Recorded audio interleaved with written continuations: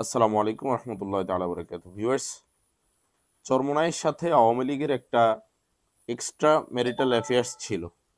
আমরা যখন এই কথাগুলো বলতাম, তখন কিছু সাধারণ জনগণ এবং চরমোনাই পন্থীরা আমাদের কথাগুলো শুনতো না বা আমাদেরকে উল্টো গালিগালাজ করত। গত কালকে অথবা পরশুর দিকে কওমি অঙ্গনের একজন আলেম রফিকুল ইসলাম মাদানী তিনি পুরো ঘুমোটায় ফাঁস করে দিয়েছেন।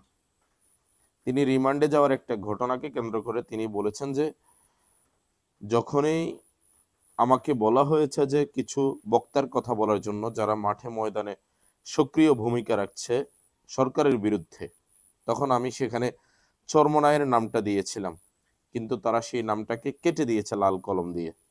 অর্থাৎ চরমোনাইয়ের বিরুদ্ধে কোনো অ্যাকশনে যাবে না সরকার। উদ্দেশ্য ছিল এটা, যার কারণে তারা সেখান থেকে চরমোনাইয়ের নামটা কেটে দিয়েছে। এবার আপনারাই বলেন, যারা আমাদেরকে গালিগালাজ করেছেন, নেগেটিভ কথাবার্তা বলেছেন, আপনারা রফিকুল ইসলাম মাদানিকে এখন কি করবেন? তাকেও গালিগালাজ করবেন? অবশ্যই করতে পারেন, আপনাদের ক্যারেক্টার এইরকমই।